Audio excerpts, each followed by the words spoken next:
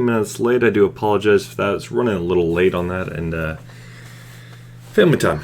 That's all I got to say about that. So, 1 second. Speaking on family.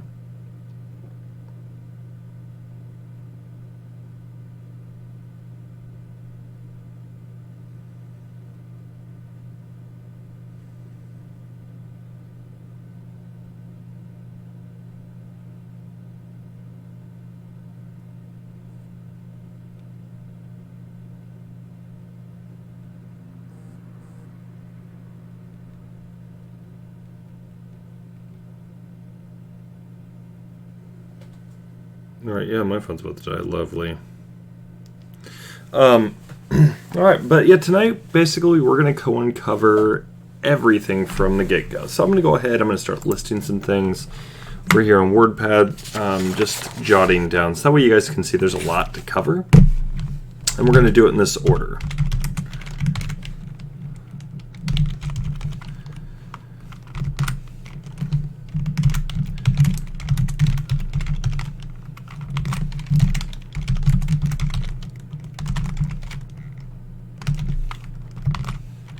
Yeah, like I said, there's a lot.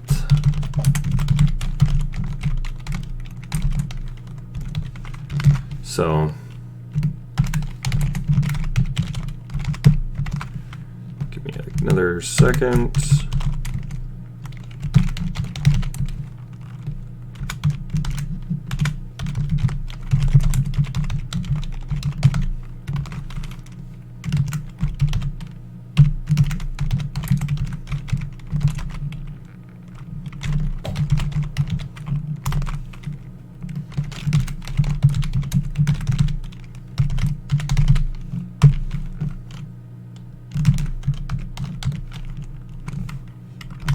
There is a metric ton on this.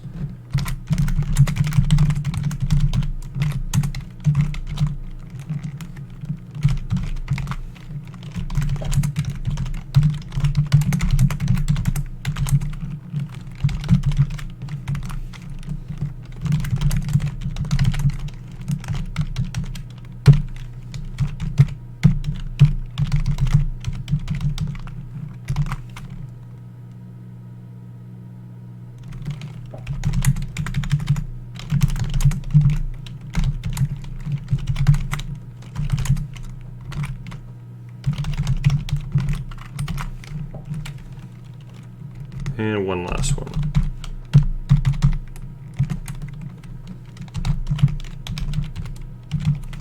All right, so you can see this is what we're going to be covering tonight.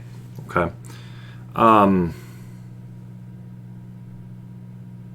No tracker enemy, and no thank you, not really interested.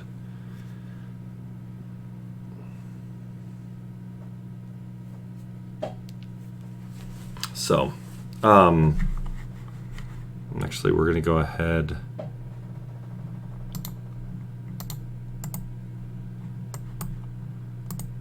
Okay, well, so let me get rid of that. Joy. Okay, so without further ado, let's get right in. So we got blood spatter. Well, blood spatter, that's gonna be one of those things you're either gonna have high velocity or I'm trying to think of how many different options we have with guns. It just depends on the gun, but with these guns we're looking at right now, especially at what appears to be close range, we'd be looking at high velocity. Okay, so there should be, it should almost look kind of like a mist. It should be kind of just, right? It's not. It's not at all. Yeah, there's a lot going on tonight. I'm going to quickly cover everything, so hopefully everybody can follow along. Not looking to really slow down. So basically with blood spatter, we can project things like, this is the trajectory of this this shot here. We've got, this is where this, basically the exit wound is. You generally don't get entrance. When it comes to heads, it depends, or any kind of like body part you're hitting, really depends on what you're hitting. Are you hitting an artery, or are you just hitting like muscle, right? Are you going through the bicep? As if you're going through the bicep, yeah, you're going to see some blood when it comes out of that area, right? But unless you hit an artery, that's what's going to go, pss, pss, you know, it's going to just spray out. So those things we see in movies, you know, somebody gets smacked in the head and all of a sudden just sprays out blood just like a sprinkler. No, that's hitting arteries. Hitting a head like that, nah. You're gonna see maybe some blood spray, but nothing like it won't be like a constant. It'll be something that's gonna go in. It'll gush out, but it's not gonna spray out. You get what I'm saying? But through an artery, that's where you have a lot of pressure, right? So think like a hose. When you're that'd be the or actually a balloon would be even better. You want to go and see that spray? Then go ahead and puncture one hole in it. It'll spray. Okay. Now you do it through both sides. Well, it's going to come up both sides until it gets to a certain point. Okay. That's just how that works. Same thing as an artery. It's not the best example, but it's a decent example to kind of explain what we're not seeing here. Is we should be seeing some of this, and there's none of it. They also, when they started testing the blood of the blood spatter, they did find, right, this alleged blood spatter. We do know that was Kamel's. Okay. And I'm going to bring this up, as this is the part that really matters here. I've got this already documented. So let's go ahead without further ado. It was under PDFs I put it. Should be under here, if I'm not mistaken. Yep. Evidence information. So we're going to go look at right down here. Where's all the blood spatter and who did it test for? Well, let's see. Didn't test any of this. Well, that sucks. So what blood spatter did they test?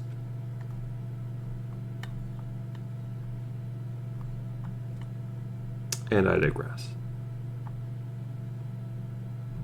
We're not seeing a whole lot of that tested at all, if any. There's a problem. They say they tested it, but if you go through the evidence and you look at it, which ones were tested, I went through all this. How much is this tested, and then how many connections we have over here? Well, we're not seeing really any blood spatter that was tested. That right there lies a problem. That should have been tested.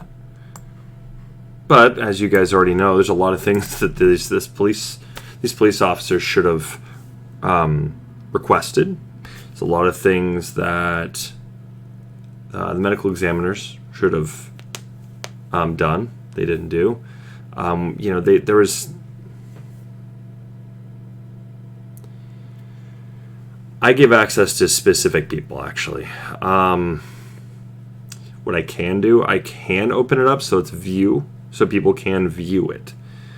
But yeah, I mean, I can do that, but it's just I got to look at it.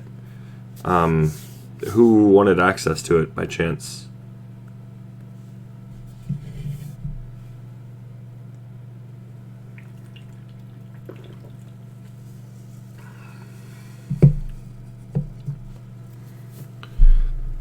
Because I can make it accessible, but I mean, I'm gonna just probably just shift it back to just share. So, you know, basically people can go and see it, but not touch it.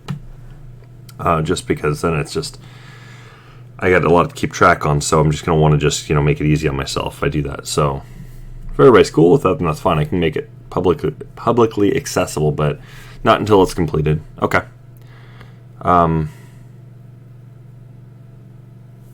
Yeah. My phone's about to die, so I will make sure I have Facebook up. So, yeah, just go ahead and message me, let me know, and we'll go with.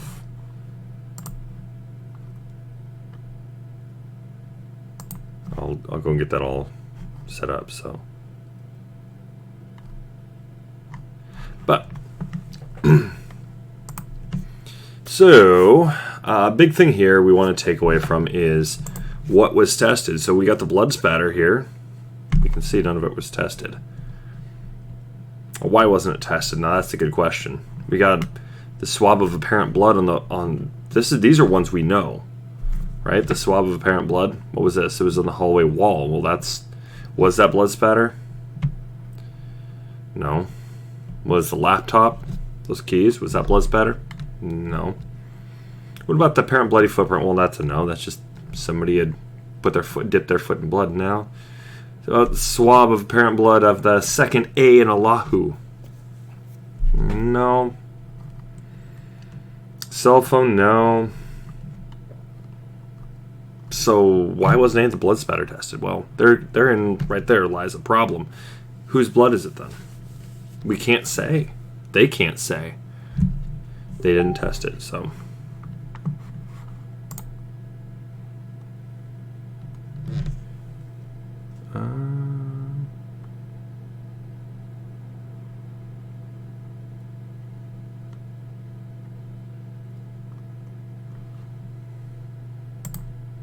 Interesting.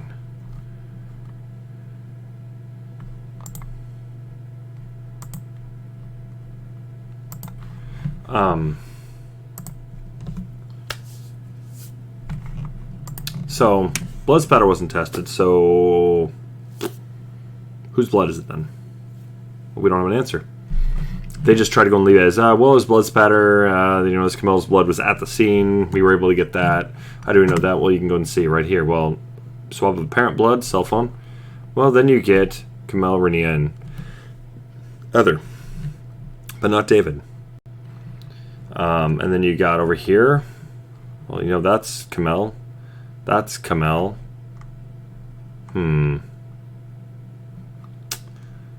Let's see, apparent blood on the manila notepad. That's Kamel. 3 bullets in the living room. That's what I'm getting at here. Okay. 3 bullets. They say in the autopsy there was 2. Right? 2 gunshot wounds. But this has got Kamel's blood on it, it looks like. Let's see, nuclear. Yep, it would have to be your nuclear right here. That's Kamel. There's more Kamel. Interesting. So what do you got going on here? Nuclear and firearms. This matched the gun came from, and it matched Kamel. Okay. So we got that. That's all we've got, though.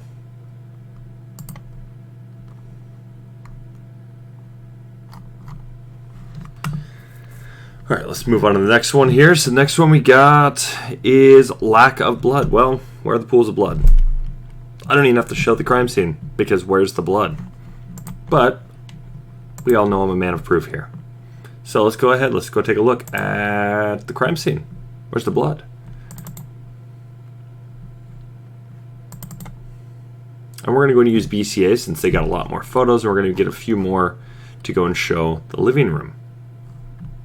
And you guys tell me, where are these pools of blood?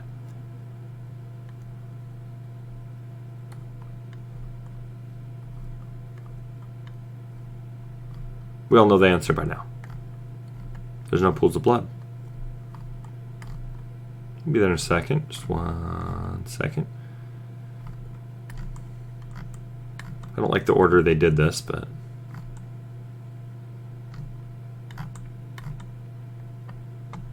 And if there was pools of blood, this is the living room. Why isn't there blood coming out? Because if there would be so much blood, the blood would be coming down through that. Where's the blood?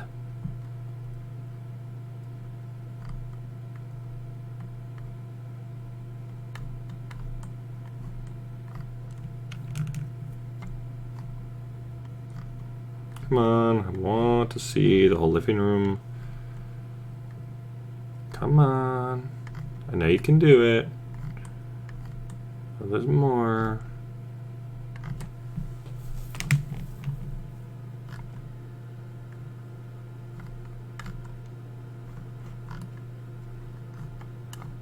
Oh. Okay, well then we're going to go through AVPD. Screw it. So I know they've got it.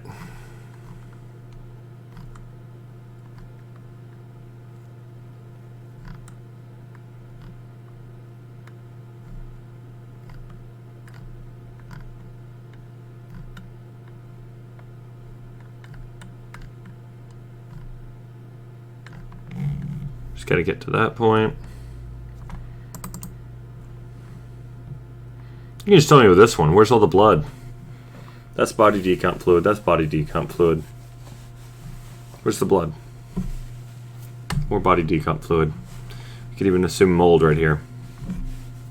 I think it's a fair one to assess right there.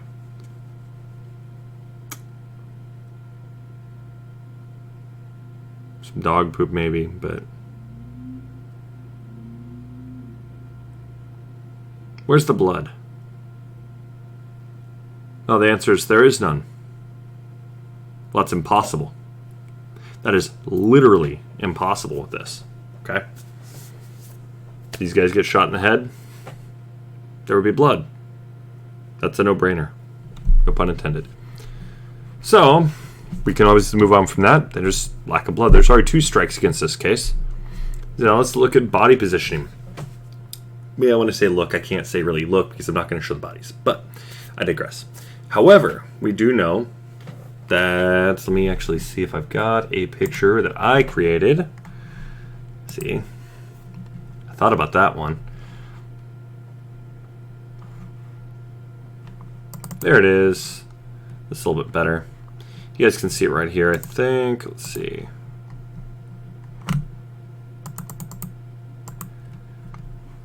So this is actually incorrect. The body, or the handgun would be over here. I had the bullet casings, all this. They were pushed. I got the areas, all this. These are all still working on this. There's still more work to be done too. So don't worry. But we do know this here. We've got body position like this. He's missing his left hand, or right hand. He's missing most of his head. Renia is missing her right arm, out of socket, mind you. And Kamel is missing both hands, her head. You were just led on to believe this was normal. This is perfectly normal with animal scavenging, and really, it's not. But that's cool. Now, the thing is, if you were to check the body position on this, okay, it doesn't line up where the decomp fluid is. Now, why is this important? Well, the decomp fluid is going to show where it was leaking out of. Well, how many holes did David have in him? He had his head. He had his hand.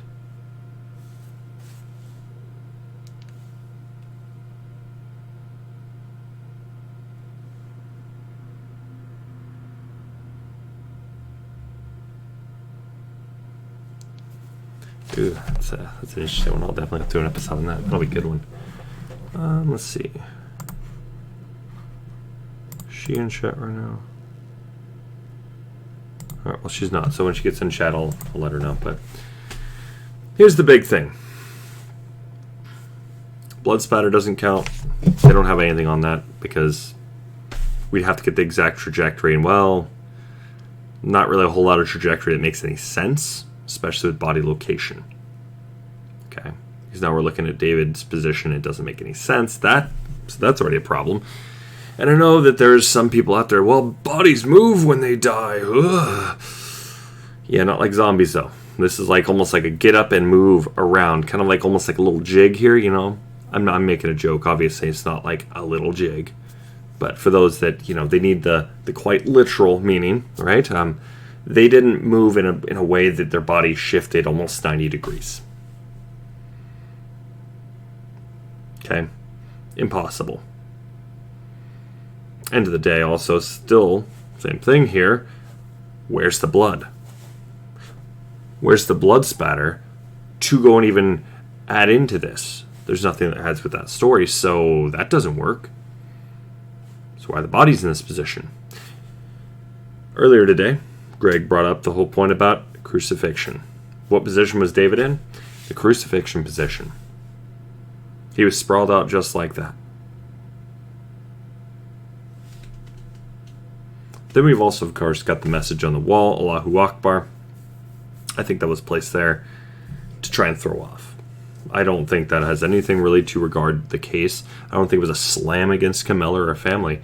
I think this right here was meant to throw it off. I think there was somebody, and I still stand by this, my belief here, my opinion, mind you, is that whoever did this, which people or one person, whatever, I'm still thinking it's at least 3 people, did this. These are people that thought of watching CSI and recreating something like that. Now, this has got my interest peaked on CSI now, so don't be alarmed. I will be searching on CSI. I want to go and see, was there any episode like this? Because if there is, now we know what this came from, basically. I can almost guarantee it's probably pulled. They probably really thought this one out. They thought they had everything. Yeah, whoever the idiot was that thought this through like that, it's simply put, an idiot. So, sorry, life isn't CSI, guys. You can't be that crooked criminal that they think they've got it all and they're going to get away with it. Yeah, no. But why else is the jar, or the door ajar? Same kind of thing, or that same question, that trying to go and adjust the crime scene. And that's why I think the bodies were moved for that reason. They were dropped in one location, probably so that way they could go. It was probably tired of carrying the bodies, dead weight, right? But at the same time, you get the weight that was that we got from the autopsy. They weighed significantly less. 40 pounds is quite a bit. It's quite a bit of a weight change, especially when you're carrying a full-grown adult male. That's a lot of weight change. Okay. But then you've also got Renia weighing like 25 pounds, I believe it was. And don't get me wrong, we are going to be looking at the bodies after we get through this list. Assuming we get through this list, as promised, I will go. This was my goal tonight. So after we get through all this, I'm going to show off the equation and how we're going to break it down. We're going to do this live with however much time we have. So hopefully we have enough time before 12. We can go calculate the head size and all this, and we can go and figure out how much of David's head was gone. So we can, I'm going to be able to do this off screen, and I'm going to go and figure out about roughly how much percentage the hand and the head would be equal to David's body, and we can actually go and adjust how much of his body weight would be there. Okay. So, but end of the day, as I did on the podcast earlier, I was able to quickly deduce that yes, that it would have to be David's body. How he was missing 40 pounds, well, blood weight, that's going to take up 10% of your weight. And then you got body decomp fluid. We don't know how much was missing, but then we also know the head on average is, I think it's about 11 pounds. Give or take, but they also have the hand to add in with that. So it comes out to roughly about 130 pounds. Then you'd have to basically count for the body decomp fluid loss. And because he had a giant gaping head wound, obviously, because most of his head was gone and his hand was gone, that's going to be fluid that's also going to be leaking out. Okay. So there's that. And his organs are breaking down at this point. Autolysis, just saying. And with how long he had been dead for, we can assume his body would definitely have been breaking down the organs. That is the first process. And just to show that off again, so we did earlier today. Bring that up right now. 24 to 72 hours after death, internal organs decompose. Okay, so already starting to break down there. Okay. Where the body starts to liquefy, this is going to be your muscles, your skin, and all this. This is starting to really break down. And skin is really going to kind of just turn more leathery, really, in a lot of cases. But like your muscles, tendons, things like this, that's all going to start to liquefy. Your organs are going to finish liquefying if they haven't finished liquefying. There's lots of reasons why they may not be fully liquefied yet. Food in the stomach still, things like that can adjust things. And we know that 2 people had food in their stomach, and we also know that David was not eating as much. We were able to go deduce that. Not on stream, I don't think. But end of the day, yeah, going through what Catherine was saying, what she was saying, it's not wrong by any means. We definitely differ on our opinions on this. But as for decomposition timeline, this is what we're working with here. Okay. And I've actually ran this across through multiple different agencies that this is what they do. They clean up bodies. So this is going to be something they know. And then you're also running it, and I'm also running it through crime scene investigation, and they have the exact same. So you got like 6-7 sources. I'm going to kind of believe it. So they're in the field currently. So there's that. But not meant to be a slap at anybody. I just really want to really drive that home. All right. Following Will. Yes, I will go and I'll be looking at those chemtrails. I will try and get back to you tomorrow about that. That is really interesting. So I'll take a look at those links you sent, and I will try and break that down as quickly as I can tonight. So. But it is rather interesting. And I have theories. So outside of body positions, we know that doesn't add up now. Now we got bullet trajectories. Well, we can basically already sign that one off. Doesn't make any sense. Why? We already talked about that very briefly, about blood spatter. Those two kind of tie in. Where were the bullets found? Same thing. We can bring this up here. These right here, crude little drawings I made right in here, without my drawing tablet, mind you. So this is damn good with just a mouse, as far as I'm concerned, even though it's not very professional looking. That's okay, though. Okay, but these little copper-looking colors right here, orange, everybody should be able to see that pretty nicely. Those are bullet casings, if I'm not mistaken. I'd have to bring up the file and actually go and take a look. I'm pretty sure those are bullet casings. I want to say they are. Bullet casings in a whole bullet. Okay. And then, actually, I take that back. No, those have to be bullet fragments. This is showing, this would be the one that's going up in the attic. Yes, these are bullet casings. Yeah. So, that being said, that doesn't make any sense. Because, and this is why this doesn't make any sense, because this ties in with not our next thing to uncover, but the following bullet casing and bullet fragment locations.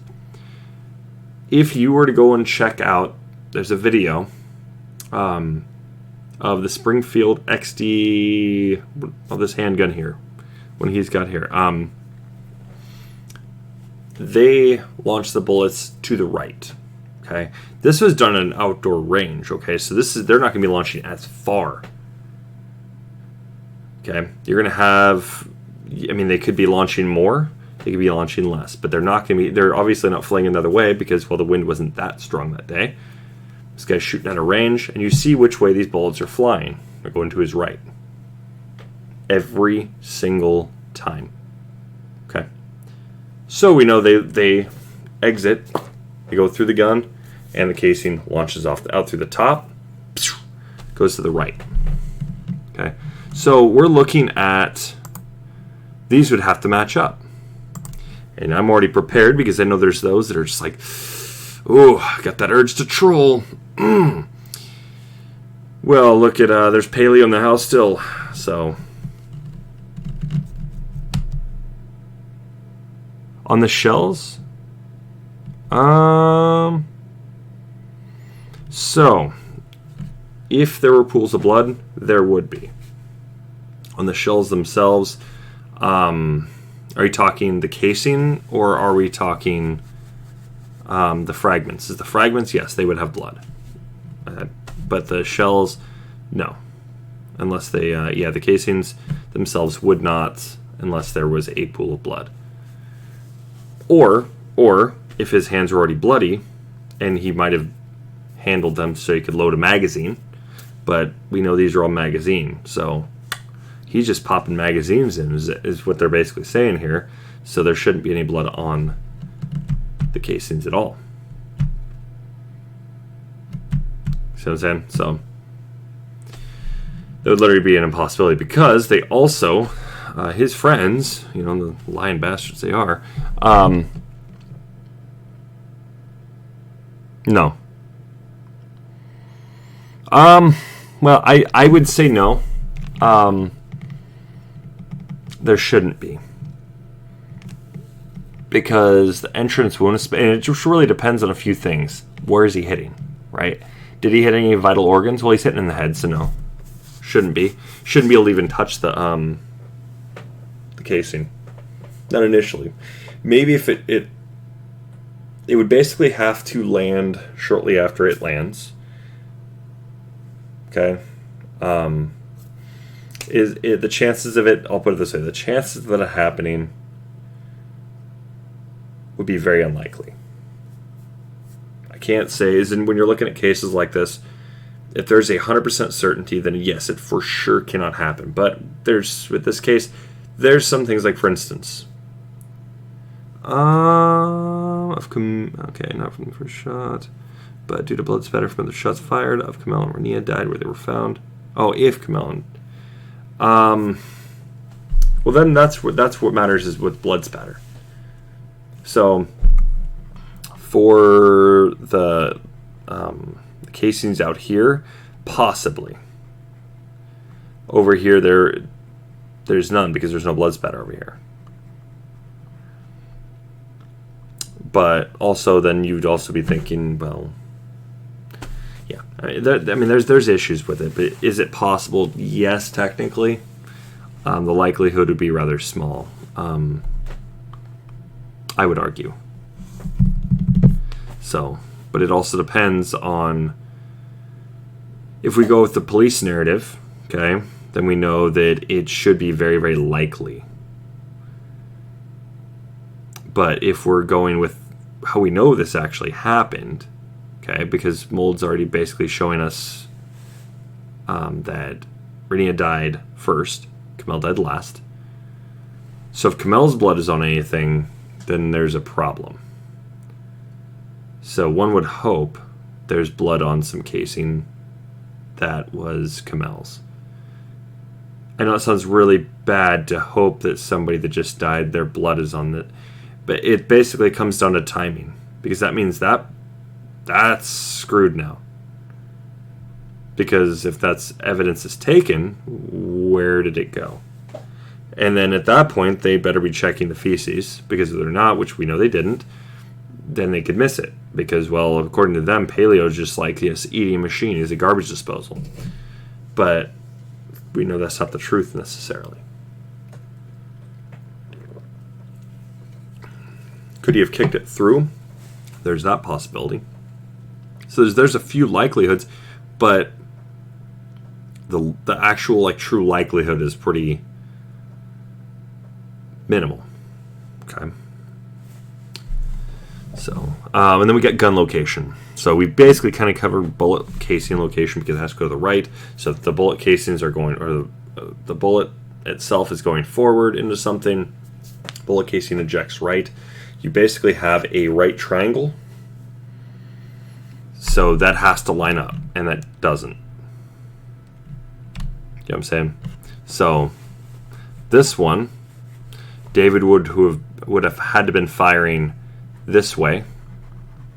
So he would have had to, if he did shoot himself in the head, this could line up. Okay? Kind of. Not quite exactly, but it would line up more, I should say. Which is the only one that kind of makes sense. However, if somebody else is just shooting him from this position, so it looks like it was more like this position, if I'm being honest, then this casing fell here, and it went up. Okay, which would make sense, but it's also looking at an extreme angle here. Well, maybe not an extreme angle, but it's an angle. We'd be looking at that's the only one that would actually make sense. This one here, there's no bullet fragment going out this way, so these don't make sense unless there's a bullet fragment going this way. Okay, which could make sense, but then you're looking, she was shot, I believe, from Hang on a second. Let me get that one going. Pull that one up.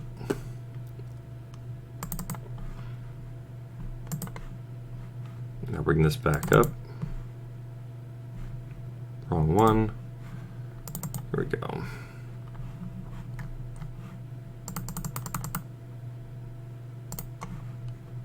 So if we're looking at body examination, let's see, which way did it come in through for Renia? Right to left. So it doesn't line up. It's right to left. Here's her right side. There's no bullets coming out this way. So that doesn't line up. So that doesn't work.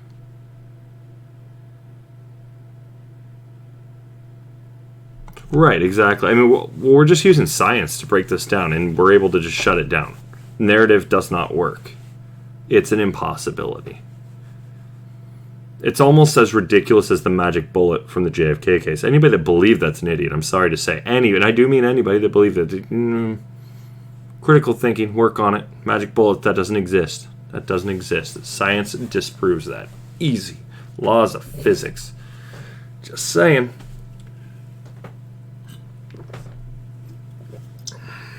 Just like, same thing. I'd have to say the same thing about those that don't believe 9/11 was an inside job.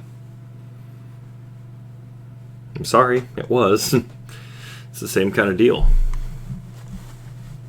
Okay, but I digress. Like I said, science and math already shut everything down in this case.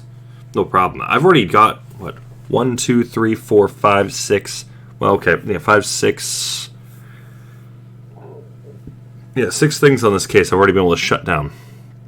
And I've already technically talked about mold and body decomp to some degree. Well, mold at least.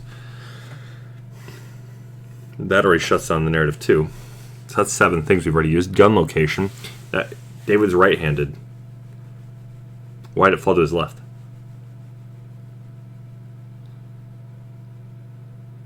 It wouldn't, especially the way he fell.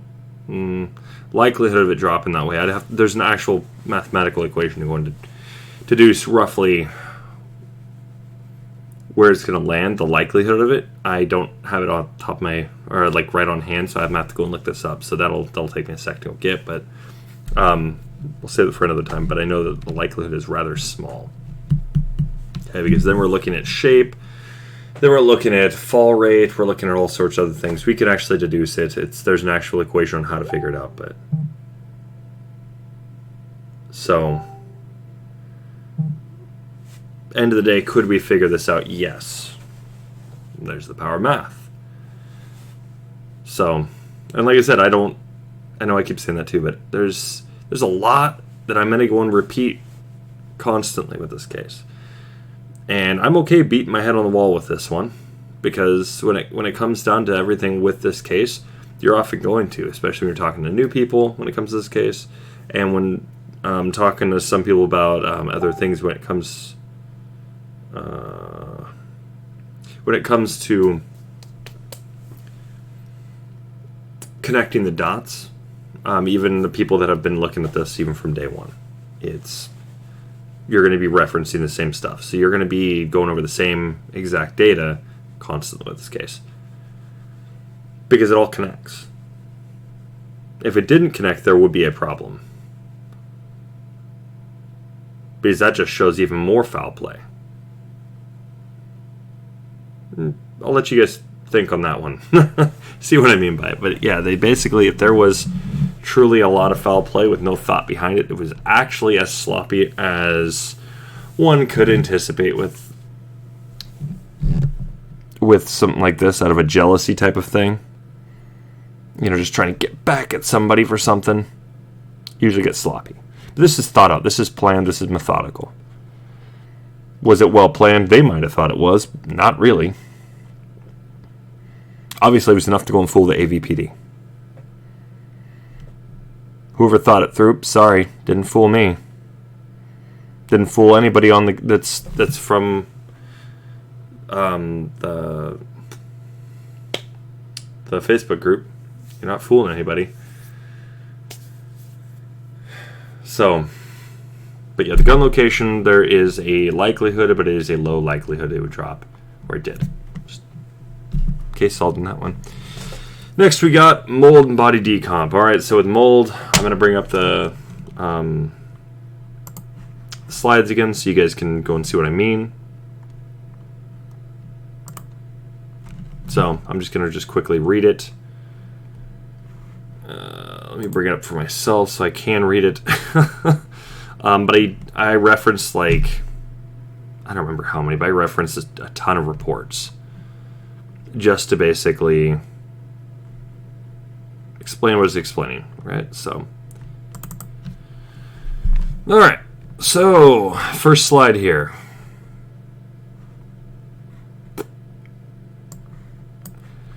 So, according to the report, fungal growth on a corpse, a case report, and this is the part I highlighted, I'm only going to be reading, this plays a role, forensic mycology plays a role in the determination of the time of death, burial place, and time of leaving the body where it was found, and cause of death.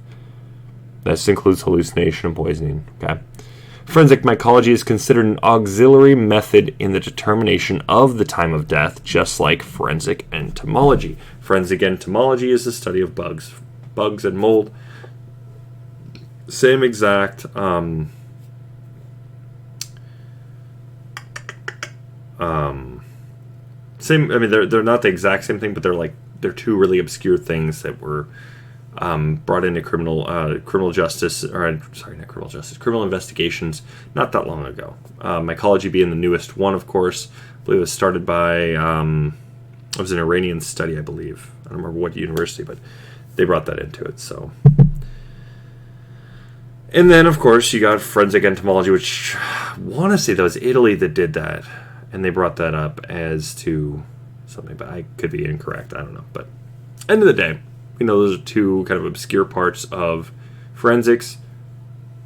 They are used. They do go and give us a lot of data. All right. According to the report, fungal microbiota dynamics as a post-mortem investigation tool. I'm not going to read the rest. But it's a focus on mold. But what they say is forensic mycology, okay, just air quoting that, determination of the fungal groups, or particularly I'm just going to read the whole thing. Screw it. Forensic mycology is a relatively new term describing the study of the species of fungi present in cadavers. It can have an application in forensic medicine. It does says it can. Okay, keep in mind this is from 2003. This quote is particularly determination of the fungal groups to establish or help establish the time of death. Back from 2003, 2015, they had enough that it was established. Okay. We got this other one, according to the report, Forensic Mycology, Current Perspectives. Abstract stated, mycology can contribute to a variety of forensic investigations, including the determination of post-mortem intervals from mold growth on corpses, psychoactive substances and toxins, hazard from mold growth in buildings, and providing trace evidence, okay, linking people and objects with places. That's important. Because now we're looking at who else could be at the crime scene. Okay, lots of things from that. Okay, let's get on the next one. We're going to go to slide 2.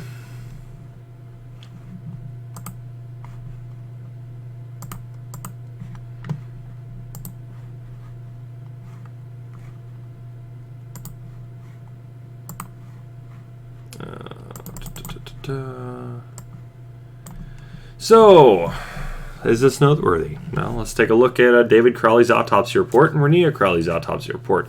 Do they both show post-mortem mold growth? Yes. However, Renea's shows post-mortem mold-like growth. However, those who've seen the bodies, and, well, let's be honest, everybody's got access to it. You look at Renea's corpse. She's got mold clearly growing all over her body.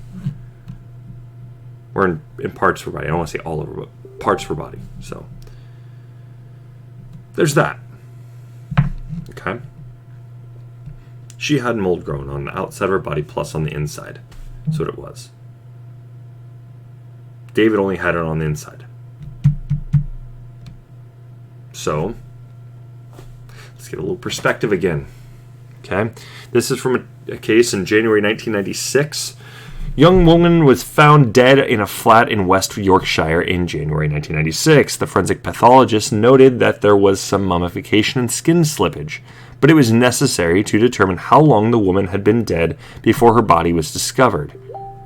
There were bluish-green and grey mold colonies present, and the West Yorkshire Police Support Service took swabs from these, and then measured the sizes of the bluish-green colonies. And I skipped a little bit because it didn't really matter because they were just talking about the measurements, and it really honestly didn't matter, I promise you. Okay.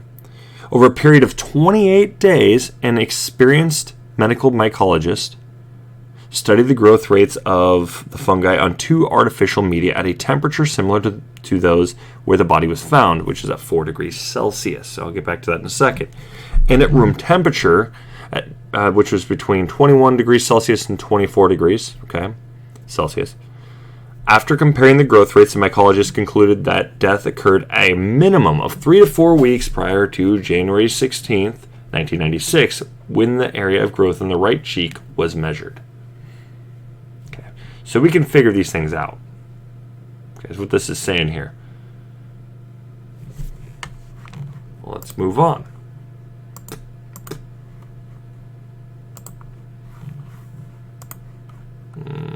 Where's my file? There it is. Slide 3. Well, test 1, 4 degrees Celsius. That gives us 39.2 degrees Fahrenheit. All right. Test 2. I put 20 degrees. I didn't mean to put 21 degrees, so I do apologize. It's a little more than 68 degrees. But this is going to be significant here because it's around the same growth rate. It would have grown at the Crowley residence at 68 degrees. But 20 to 24 degrees Celsius is going to be between 68 and 75.2 degrees Fahrenheit. Crowley residence is 68 degrees. There's a connection here. We can find this, right? It's not going to be super close. It's 1 degree off. And that's by Celsius, okay? So just to kind of give you guys this, I'll show you this real quick. Celsius to Fahrenheit, just to show you. Here's 21 degrees. That makes it 69.8, so it's 1.8 above it. I go to 20. That makes it 68 even. Okay. Does that make a difference? Not when it comes to mold growth rate like this. Absolutely not. Okay. Absolutely not. So again, want to go and make this, want to drive this home here. It's a bit odd.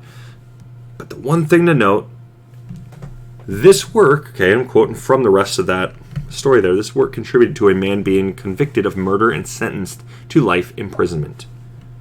You know what's funny about this? Check out when it was, this report was published, 2015. This is after David's death. They had everything they had right there, bam, it was right there. They knew how to do all this.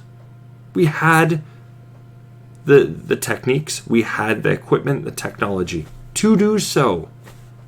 They didn't do it. Why not study the mold? They just wanted to go and just have it done. We don't want to go and fart around with this, right? We just want to go get this case over with. Just get it done. That's what's looking like it was being done right here. That ain't okay. That is not okay.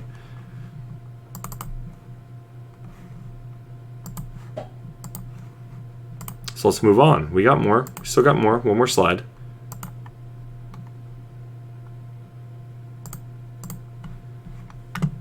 So, by this standard, is it noteworthy? Absolutely. And we can determine 2 things from this. Order of deaths. Well, that was pretty easy. Rania, followed by David, ending with Kamel. Done deal. Time of each death can be closely approximated. It's not exact, but you're going to get it within, I think it's about 45 minutes is what the report was saying. Based on growth data. Within 45 minutes. That's pretty damn good. You're getting literally within an hour of when this actually occurred. So you could be at 9 o'clock or it could be 8 o'clock. Right? Or sorry, it could be 9 o'clock or it could be 8:15. Or yeah, 8:15. Or it could be 9 o'clock or 9:45. See what I'm saying? Not bad at all. So you're getting within ranges like that. That's not bad. It's pretty damn approximate. But at the same time, it's pretty damn close. Alright. But that's what I got for mold. So we already know we can already just shoot that one down. That already blows narrative out of the water. Animal scavenging, dog feces and urine, lack of diuretic feces, and vomit. Okay, that's what this is all coming down to.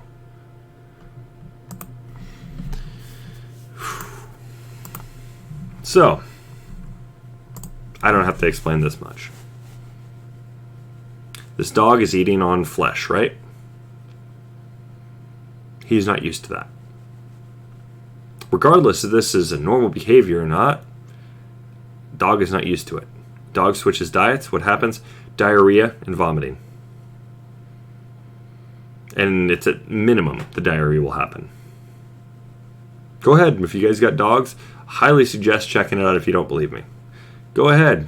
Switch your dog from kibbles and bits to the raw diet. Go give him, meat. Watch what happens. I'm just telling you right now, you can go and look it up on YouTube. It'd be a lot easier, but if you really must, there you go. I'm not judging anybody that does either, but I'm just saying, you can look this up. The data's there.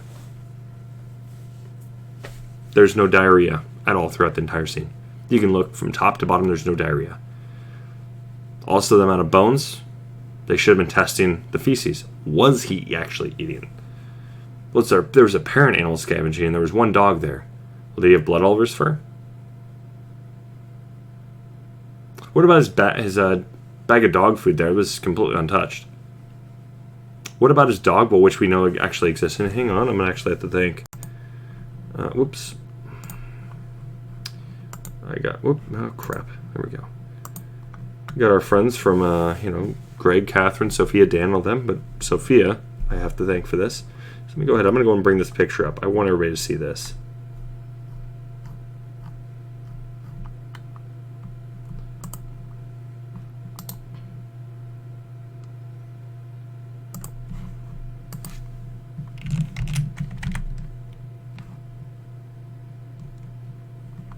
Okay.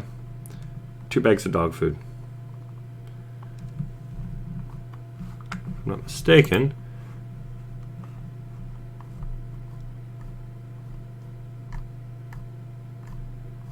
I gotta go and get that again.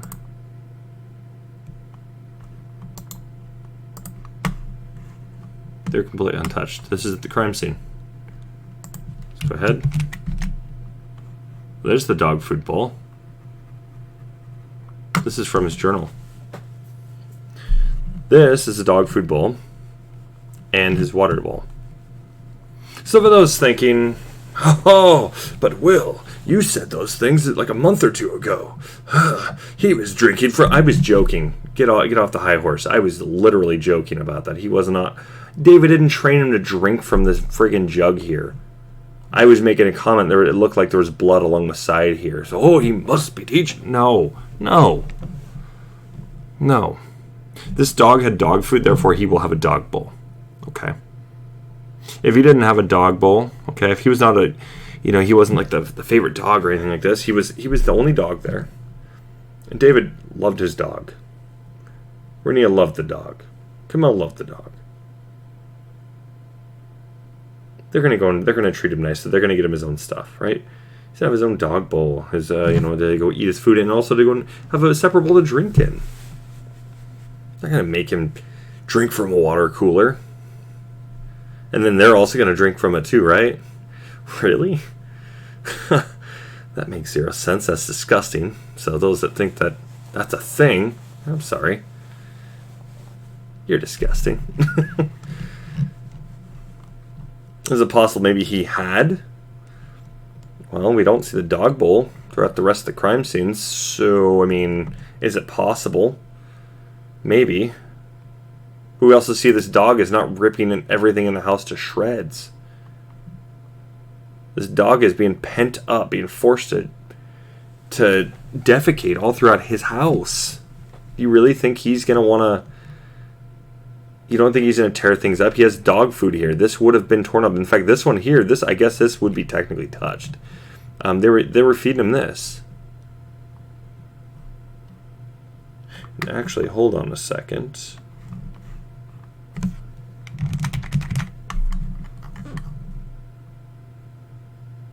It's just the bag, but it almost looked like there was something there. But that just looks like the bag, yeah. Okay, but that's my point here.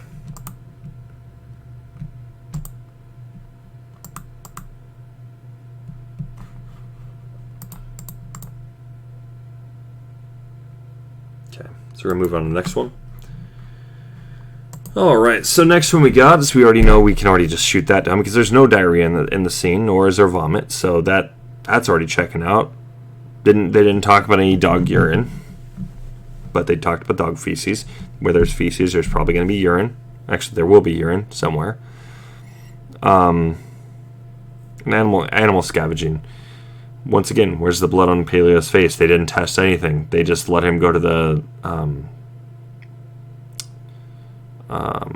shelter, and Dan Jr. got him after that. So, was anything tested though? Nah, no need for it. Only have a couple more things and we're going to get onto the bodies, so we're actually making damn good time. Holy crap, so we will have time, it sounds, to break down the bodies. Fantastic. Alright. Alright. So next one we got is the Graystate Project itself. Look what the film is about. I can't show it. I can show a bit of it, but I'm not going to because, well, if you guys are watching this, you guys have probably seen it. If you haven't, definitely suggest hopping my Discord. You can go on YouTube. Lots of different ways you can see it. Okay, so check out the Graystate trailer. What that's exposing is the New World Order. Look at all the symbolism in it. He's literally going to Hollywood to go and try and get this thing produced. Foolish, but he's got balls for it. He had balls. Going there to going, hey, let's get my story going. Let's get this project going, right? Serious balls right there.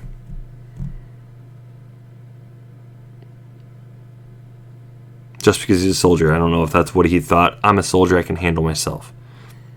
I don't know. Maybe that's what his confidence was. Who knows? But god damn, was that ballsy. So, and then you also got to look about this other part here, because you have the connection from that to this next part, which is the cremation of care model. With how much is going on that he's exposing through his initial script, which is what everybody knew about. His friends didn't know about his other script. They didn't know. And they're saying they did. I'm calling BS the whole time. They probably found it later, but they didn't know about it initially. David was doing all sorts of things different.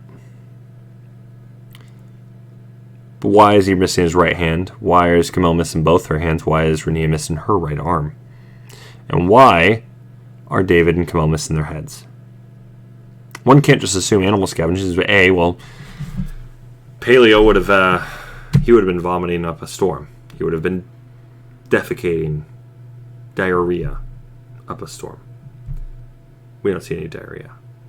He's got kibbles and bits. Okay, so he doesn't. Where's the raw diet? Where is this? Is obviously he had to be adjusted to it for that to be possible, right? No, I don't think so. Because then you also got the white dog fur. That part doesn't make any sense either. A little bit makes sense. As much as there was, it doesn't make much sense. Not in my mind, it doesn't. It very well could in some others, but not mine. But the cremation of care, if you guys are not familiar, that was something Alex Jones filmed. Actually, you know what? This one I'm going to go and show.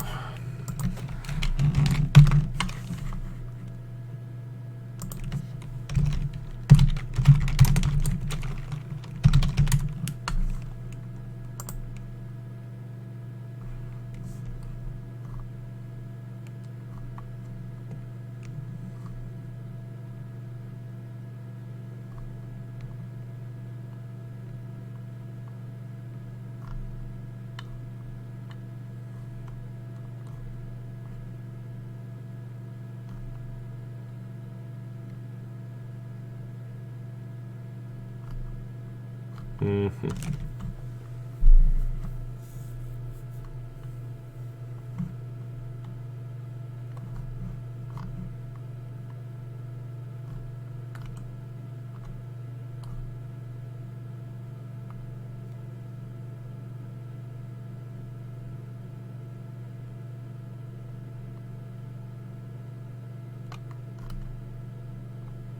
I think it's this one here. The owl is in his leafy temple.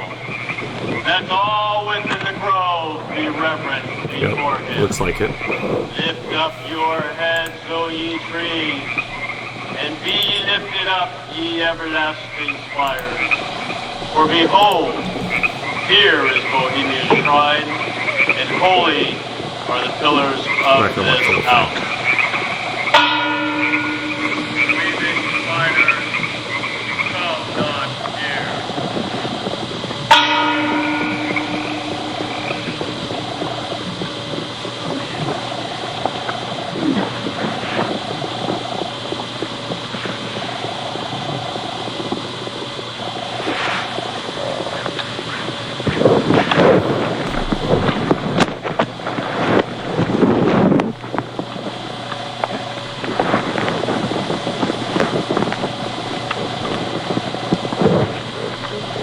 Hail, Bohemians, with the ripple of waters, song of birds. Begone, dull care.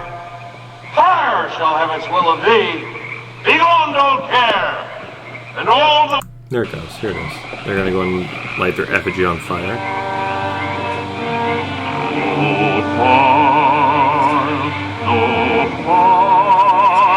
How creepy these cultists are. Giant owl out in the middle of the woods in California. Is nourished on the hates of men and drive him from his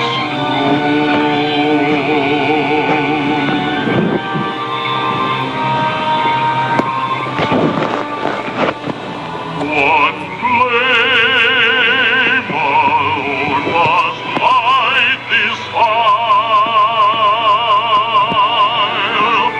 One flame alone must light this fire. Burns within the land of men. Thank thee for thy adjuration.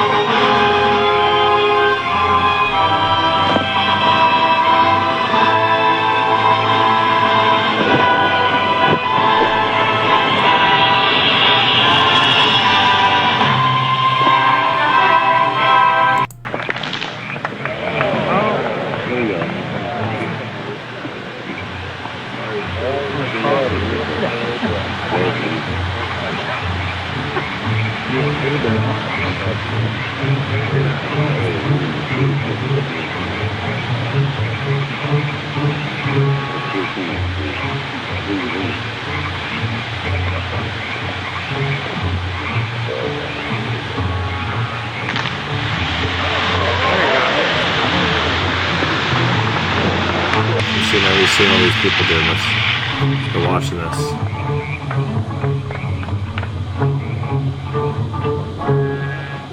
Right? Alex Jones is filming this. See,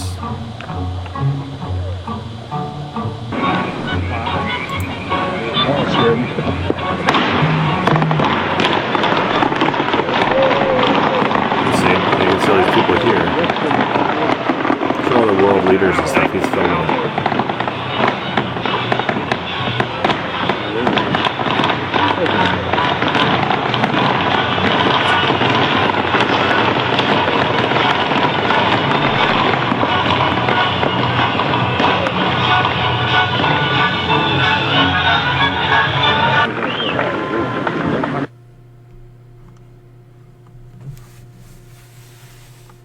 Okay?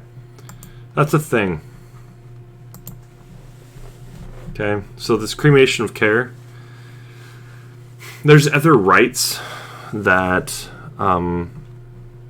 you'd have to go and look through. Let's see. Right. Alex Jones was, I believe, there for that one as well. But still, my point here is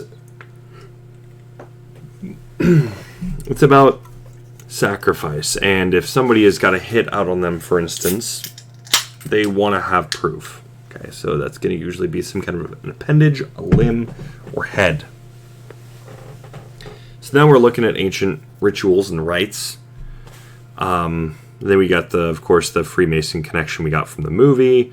We got the cremation of care. What a lot of the people there are. Well, that's right, Freemasons, things like this. Right. Well, I get this. Then we've got the tie to the friends with that. How many of them are Freemasons? How many of them have a Freemason connection? Just saying. Just saying. Anyways, I digress. I'll get into the friends here in a second, though. Because we just got the missing heads, limbs, and appendages. They wouldn't. The dog is not going to be able to do that. Why? Is we can go back to animal scavenging, dog feces, urine, lack of diuretic feces, and vomit.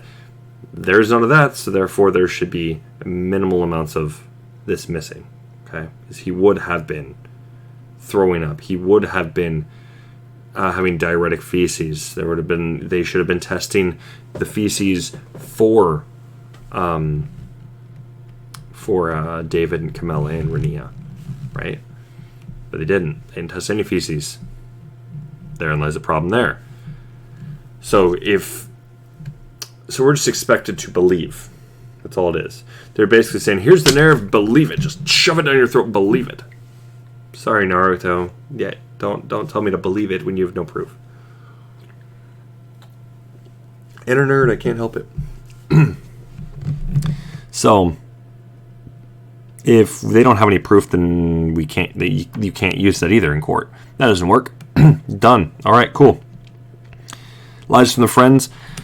They literally took you from person to person. They told these the detectives which person to go to next. They led them in the line which way to go, and they led all the way back to Mitch Heil. Okay. Now, does that mean Mitch Heil was in on this? No, I don't think he was at all. I think he was just kind of frustrated with David, and they were having problems. Their friendship. Because they got into business together. That happens. My friendship with my former best friend, Ilya. My friendship with him is it's to say the very least, it's rocky. Right? I don't really talk to him as much. A lot of reasons, but reason we had such a problem with our friendship anyways in the end was because of the business we had. So I get it. Believe me, I understand that. So don't go into business with friends. That happens. Okay? And that's what happened there. So, but what about Danny August Mason, Chris Peck, Mason Hendricks, Joseph Seaton? What's am I missing? Adam Shambor, Sean Wright. What was going on with that? Well, he stopped talking to him after a while. Like, very, very minimal. Yet he still allowed them to come to the party. He still allowed Sean Wright to crash on his couch before the party. He, honestly, it sounded like he was trying to really urge Danny to go along with him on the project. He's like, you're not doing anything on this project really besides your acting. Your ideas and input are kind of just crap. It's basically what he's kind of slapping in his face, is what it looked like. He's like, I will keep you on but you'll be basically the talent. That's all you're going to be. You're going to be the guy who is there to act, and that is it. That's if we decide to go and keep your character in. Which we know he wasn't. So. But he was like, either you're going to work along with me, or I'm going to do everything I can to go and get you out of here as quickly and as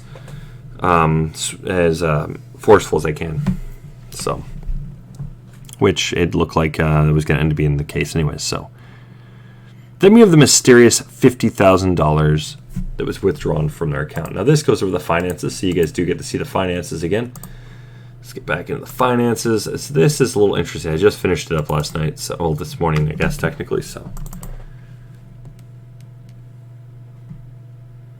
we got a $50,000 withdrawal right here. This is 10 days before it was filled up again.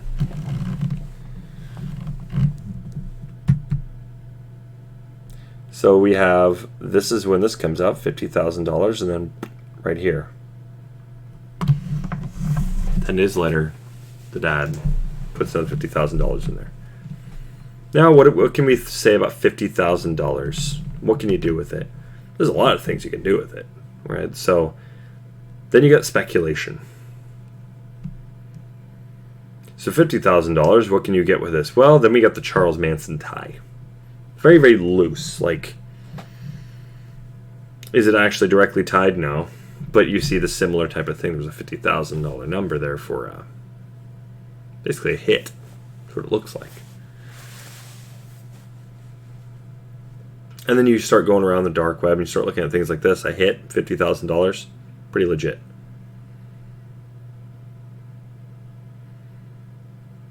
And now, have I looked for it on the dark web? No.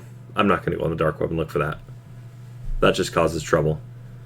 But I will take those that are willing to go and look and that have looked and have provided proof. That's the kind of sale price you're looking at. It's $50,000 for just your average Joe. The more famous somebody becomes, the harder it is to clean that up to make it look like it was a suicide. Because they have more people around. More people that are going to look into it. More important than the person. That's why the justice for David Crowley and family is so important to this, because was David really all that important? Is he any more important than me, Greg, or Dan, or anybody else? No. He's another person. But this could be any single one of us. To Greg is more important than David. To me, I'm more important than David. To David is more important than any of us. Right? That's how it would be. We got to look after our own, right? We have to look after ourselves and our own. But at the same time, this could be any single one of us. And it's just that easy. So you pull out $50,000 and you can go and have your own hit. Don't do it though. You're caught doing that. That's a lot of trouble right there. Prison time, right? But that's the thing, right? So now it makes that all suspicious, because then we look at the ties to the $50,000. Let's go look at those checks again. Who did that $50,000 come from? Daniel J. Crowley. Now is this David T. Crowley? Daniel T. Crowley? Or is it Daniel J. Crowley? Well, this looks like a T right here. No, that's Crowley. We know this doesn't match the dad's signature. Doesn't match David's signature. So it can't be David. So who did this? Look how nice the handwriting is, too. That's much nicer than David's. Look at the X up in savings. That doesn't match David's. They also tried to put it in for the 19th and not the 18th. Or vice versa. That's still not David's numbers.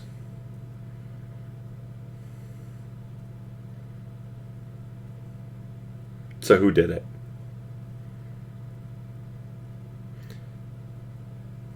And why? And what was this for? It was withdrawn from the high yield savings account. $50,000. What is it for?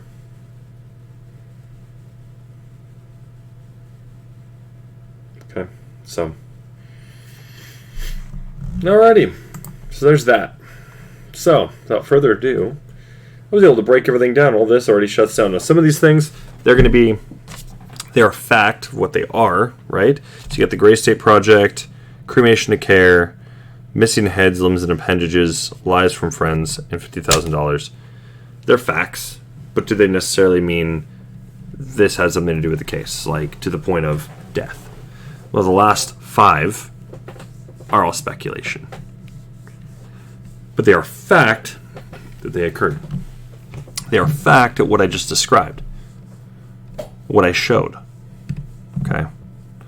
Everything else, though, the other 1, 2, 3, 4, 5, 6, 7, 8, 9 things, that's all fact that it's impossible for David to have done that. And it shows that it's impossible for that narrative to even exist. Could have been pact theory. So David's going to go kill Kamel and then kill himself, and then Kamel's going to kill herself with 3 shots to the face. Right. Yeah, and I'm the gingerbread man. Yeah. If you just want to believe I'm the gingerbread man, then fine, you might as well believe that pact theory. But I don't see anybody here believing I'm the gingerbread man. I know I don't.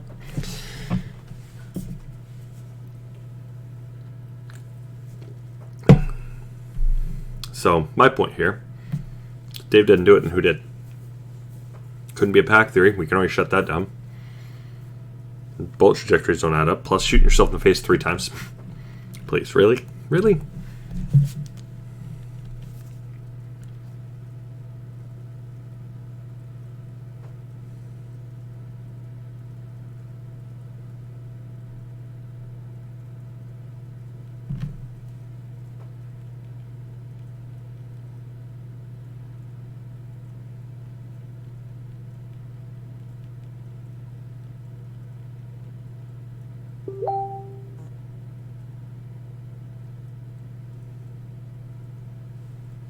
Oh, there goes my phone. I knew it was going to die. Whoopsies. But that's what we got. So, let's go ahead and let's go take a look at the bodies and go and figure out how we can count all this down. Now, I can't show the bodies, so just for anybody that is interested in seeing that, I'm sorry. I will not show them. There is plenty of ways you can go and get a hold of the photo to see that. I'm not going to show it, though. Okay. So, without further ado, I need to go and get into that file so I can go and compare and go and measure. Make sure it's not showing. Perfect, it's not showing. No,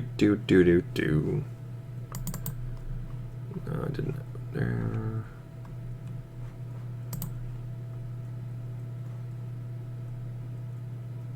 Is it here?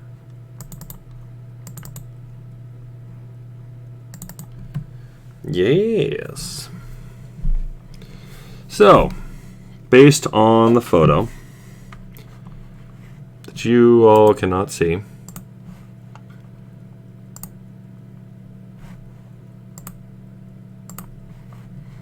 they're saying David was 5'10". This is the information we have right now to work with. So he lost 40 pounds. Okay, so he's losing, from what we know, he loses his neck, except for to the back. Goes all the way to the back, pretty much. I'm bringing it up more so I can go and blowing it up more for myself here. Let's see.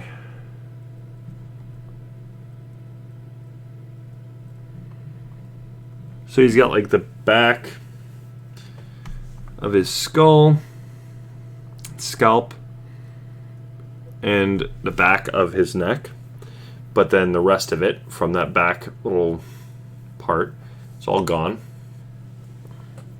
And it appears to be right up to about where it goes into the collar of his shirt.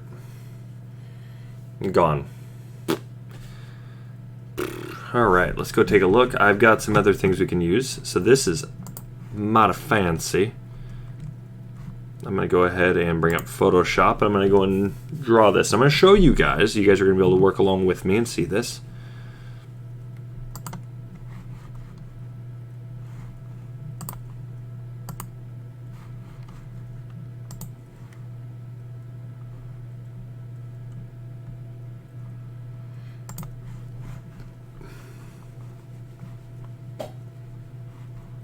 Just got to wait for it to finish loading.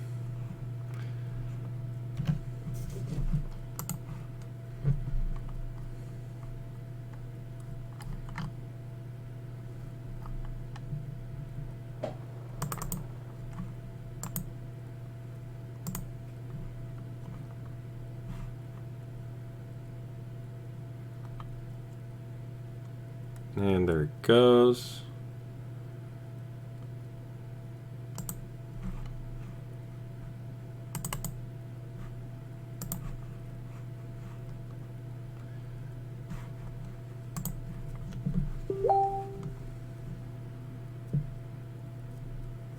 All right.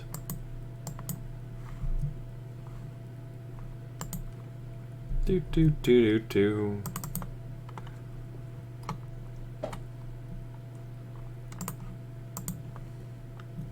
And this is also something I directly took from the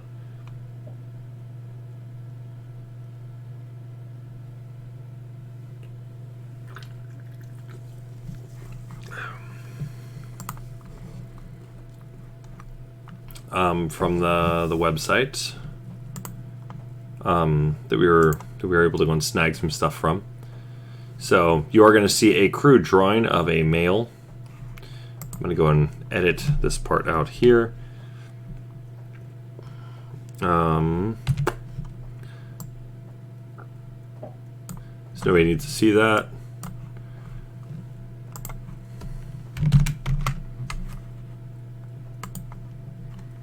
And nobody needs to see this because, well, I don't want to go and get banned on Twitch. I got to cover my butt. Quite literally. There we go. All right. So let me go ahead and get this all set up so you guys can see it.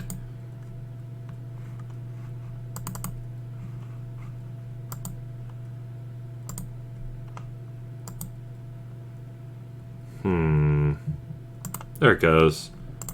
Done. Perfect.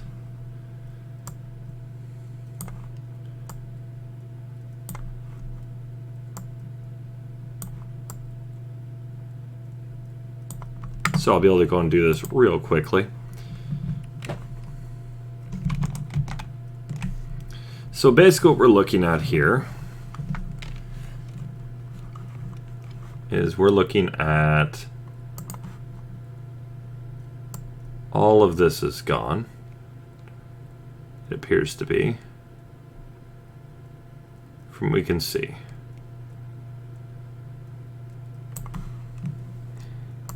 We're going to do this, and we're going to say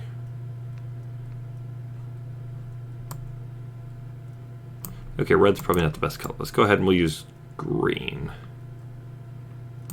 No, we'll use blue because, well, that doesn't, you can't associate with this crime. So I'm going to go bam, there's that. Then we got to look at this one. So we're looking at something like along this line here.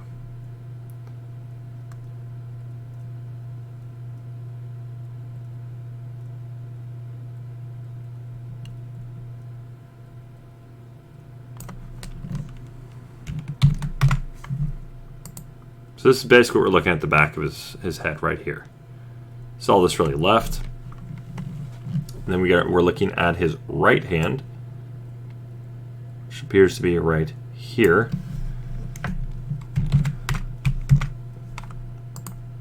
And that would make it this hand here.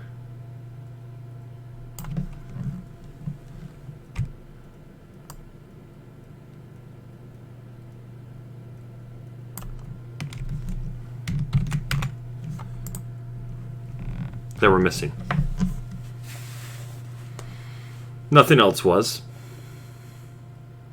So I'd say that's probably a good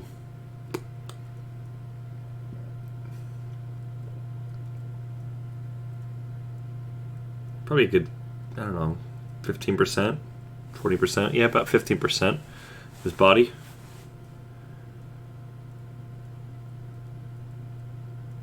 I'd say probably around that. We might even be going overblown it a little bit, and that's okay. So we're looking about that. If that percentage of his body is gone, nothing else. Not to mention the blood between here and here. Okay, it's got these two. The blood in between has got these stuck together. Right. What do we got with that? Then you get that alleged white supremacy hand sign.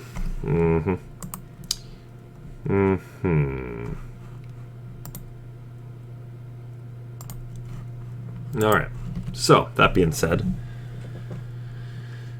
so we got 10 to 15%. Let's go ahead, get right into here.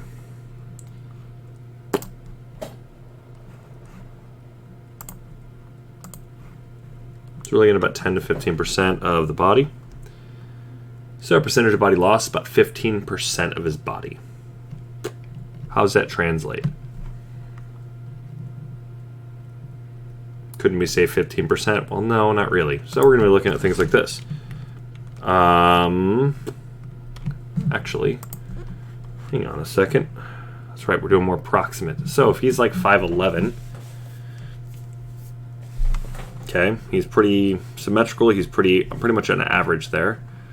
We're looking at, this is going to be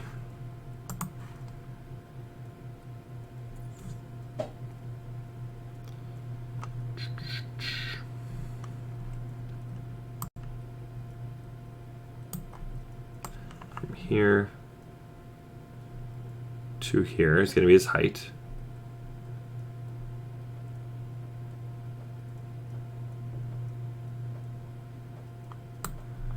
Okay. So we can translate this.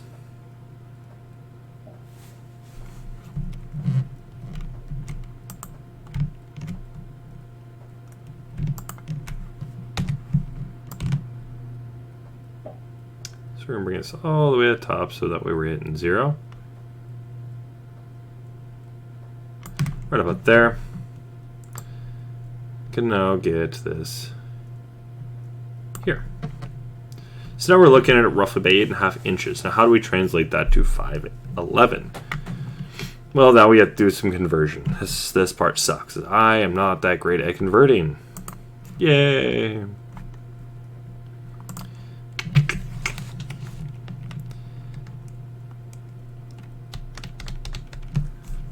Alright, we're going to go 71 divided by 8.5. That goes into about 8.35 times, so we're looking at about 8.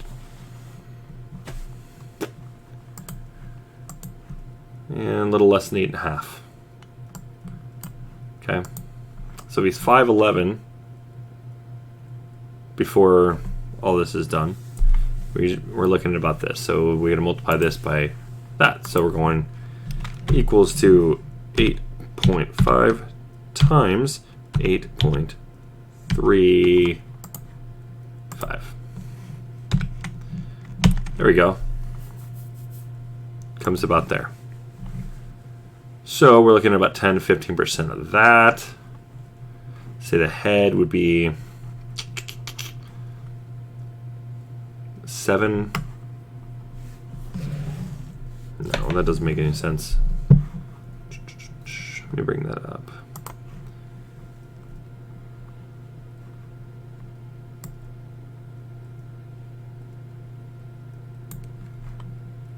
So 1.5 inches. So we're looking at like 8. So I'll add this up real quick. So we know what our multiplier is now. So we got 1.5 times 8.35. So we're looking at about 12.525 inches, if I'm not mistaken. I just need to get my ruler to go and confirm on my own head. So I have a very large head, but I don't have a long head. I have a round head, unfortunately. But I can use that as a way to kind of measure, if you will. There it is. There's my handy dandy ruler. All right, so my head here. Whoops. I don't hit a foot. He has a longer head than me. Okay, not a big deal. Not a big deal. Is that unheard of? No. Okay, so let's go and add that to the average. Actually, yeah, average weight of a 29-year-old male's head. So we look at the average human head weight, okay, excluding the brain, so that's going to be an extra 3 pounds, roughly.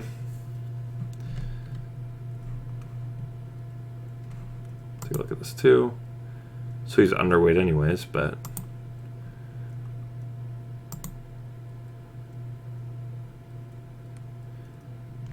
that makes about sense. So this adds up to be relatively it looks like.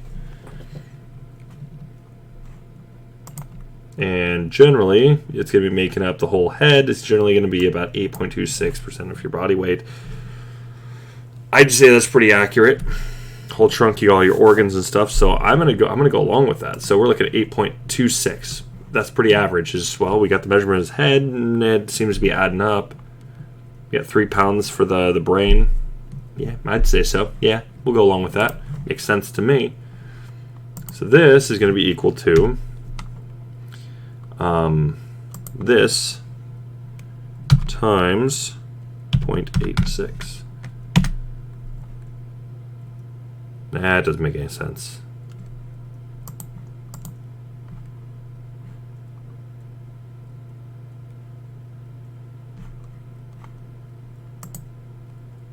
It's 10%. Oh, I did that wrong correctly. Whoopsies. There we go. 14.48 or 448 pounds. Okay, so there's already 31 pounds? A little over 31 pounds. Okay. So 31 minus this, now you're getting 137. Well, a little less than 136-ish. Plus you're also missing the hand. Okay, so we're going to do the same thing. How much is the average human hand?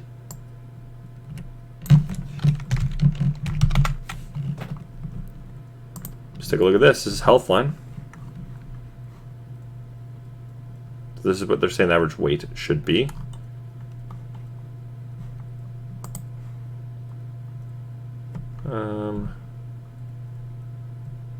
Let's see.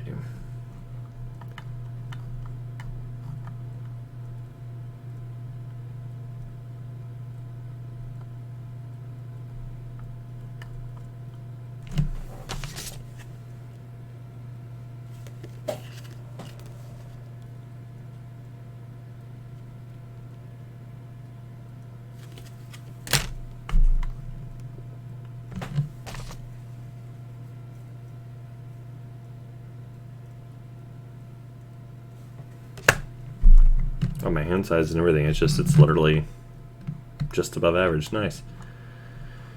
I digress. Let's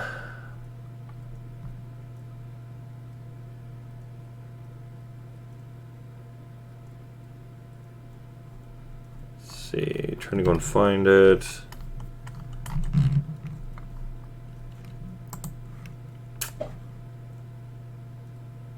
Had this earlier, but it's really going to be, it's like, I think like a 5 pound difference or something like this.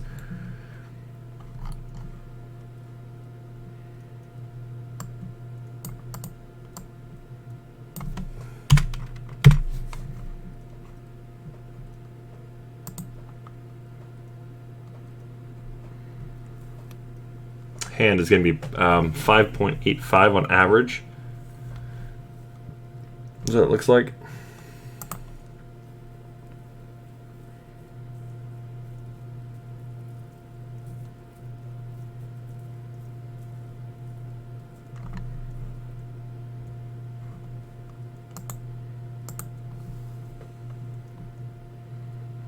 Okay, we can just go and stay with that. That's fine. So we just add an extra pound.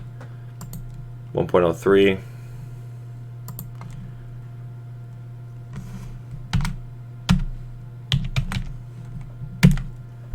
So we're looking at like 15. Okay. So that's giving me an X right now. So let's go approximate weight. We're going to go equals this minus this minus this.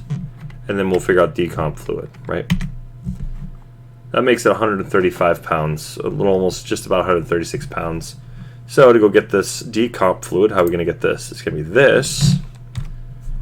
It's going to be this minus this. So we're looking at about, yeah, so I was about right on that. So then this is going to equal to minus 7.722.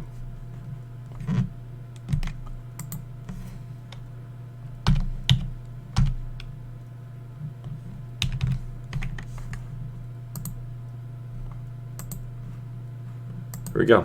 Now we get all figured out. Now that makes sense. These will match. So that's how much he would have to have lost in decomp fluid. That's how this would be possible. But if you go like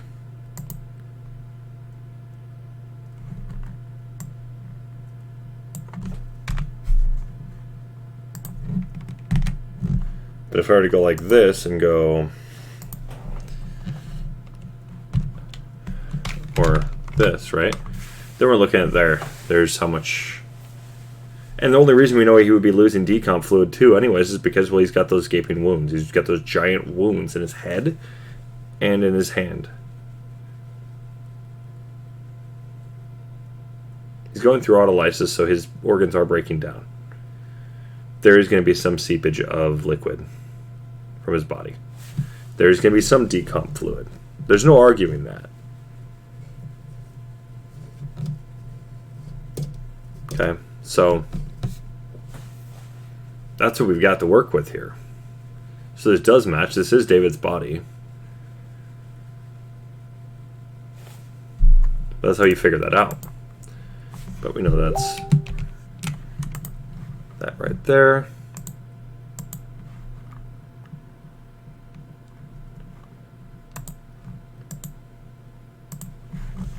So that's about it. That's what we've got. Interesting, isn't it? See, we could use this on the rest of the bodies, except we don't know how much Kamel and Renia weighed. I don't have the data. I don't know where it's at, right? I don't know if we even have that data. If we have this, we can figure out if this is accurate. If we have this, we can figure out if this is accurate. Was David actually that much taller than Kamel? About a foot taller? It's possible. He's a big guy. His brother was much shorter, and when you see the photos, she is quite a bit shorter than David, and she's only a little bit shorter than his brother.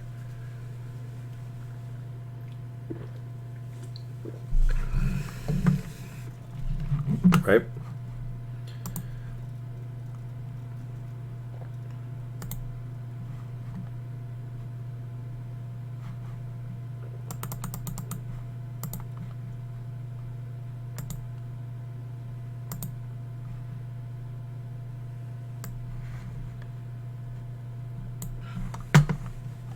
So let's go ahead and let's take a look. So we know we've got pictures. So how much shorter was, and we can, like I said, I can show you. We're going to be able to approximate some of this stuff. We know Kamel was quite a bit shorter, and we know that Renia was tiny next to David. Believe me, I know that feeling is my kids are tiny in comparison to me. So let's go through here.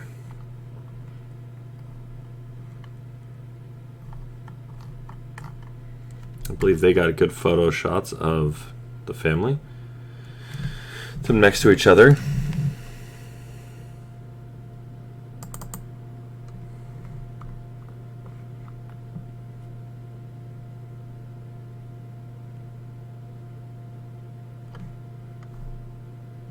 There's David. I think it's Danny Mason right there.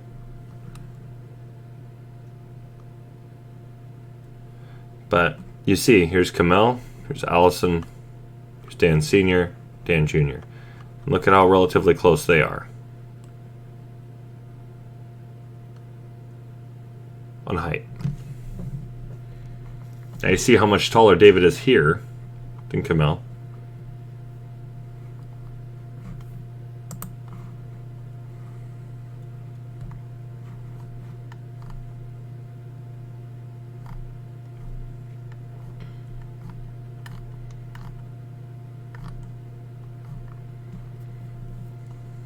Here it is. Here's the one I was just looking for.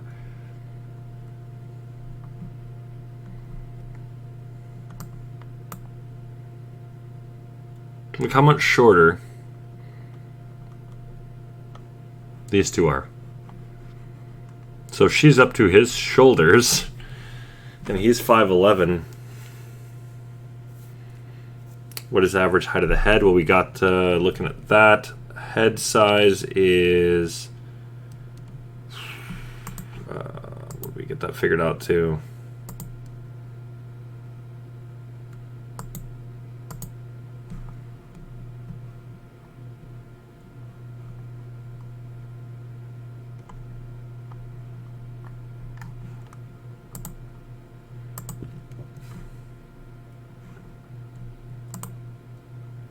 She looked at this one, obviously.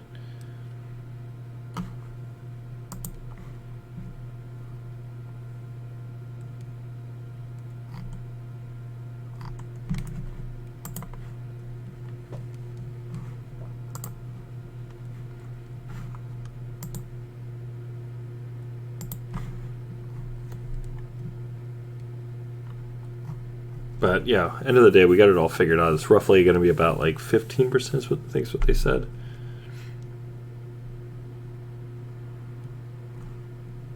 Or, I don't remember exactly what it said again. Lovely.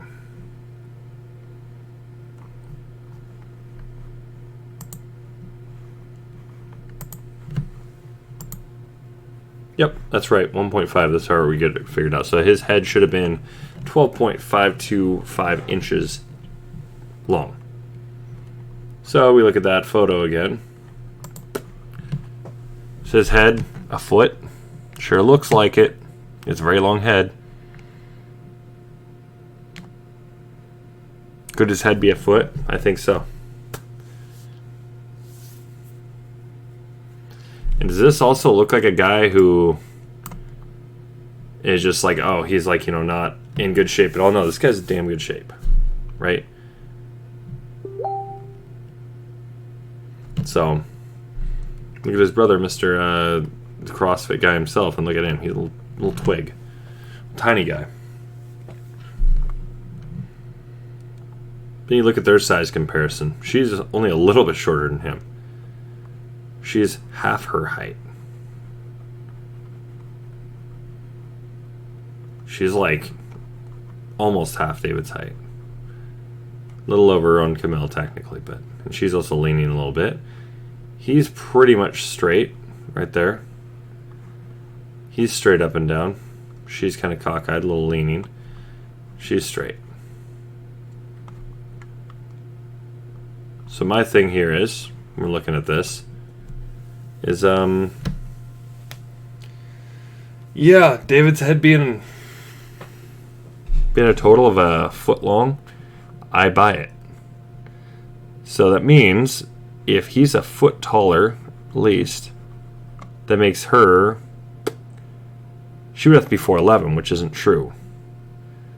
So if he's 5'11"-ish, he's about a foot long of a head, right? We're probably looking close to about, that's pretty accurate, 5 feet.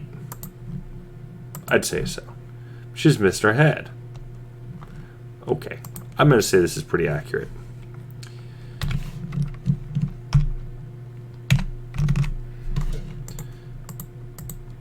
I'd say that's probably pretty accurate too.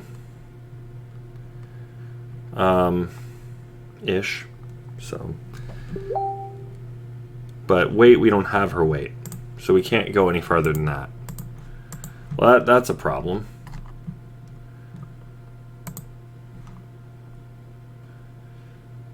But see, the thing is they left all this information for us all over the place.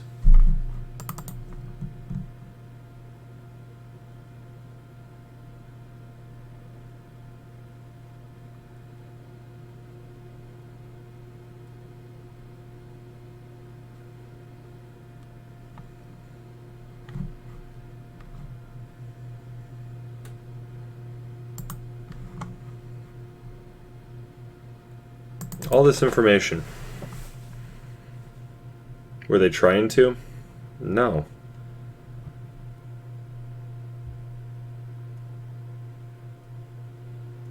But they did, though.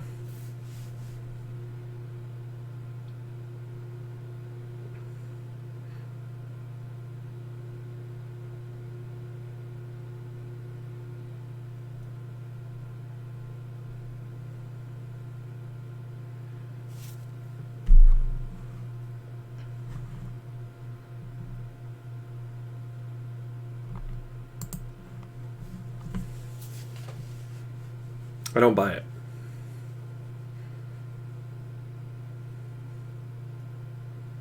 But like I said, those are the facts. That's what we have.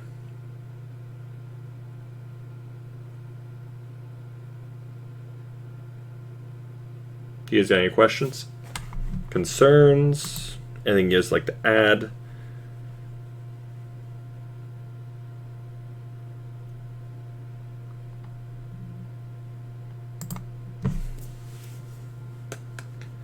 Alright, well that concludes tonight. So next week, we decided we're going to go look at some interesting things here. We're going to be continuing to look at the Murder of the Graystate, but next weekend, I want to look at these things from Australia.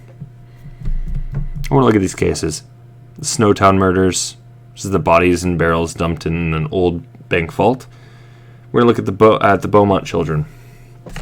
We're going to look at those old cases.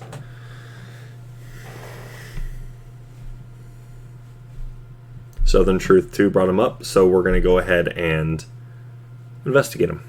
And maybe I'll bring him on the show. I'll see if you'd be interested. But yeah, that'll be next weekend, and we'll cover what we can and go from there. And before anybody asks, so are those the Parkland video and all this, are they coming out still? Yes, I'm still working on them. I thought it'd be done by now, but as you guys know, I say, oh, this is going to be done by this date. Is it going to be done by that date? Possibly, but I've got a full-time job on top of this, so during the week it's hard for me to get around to any work on this. So, but that's what I'm doing tonight, is working on stuff. So there's that. But thank you guys for tuning in, and we will see you guys next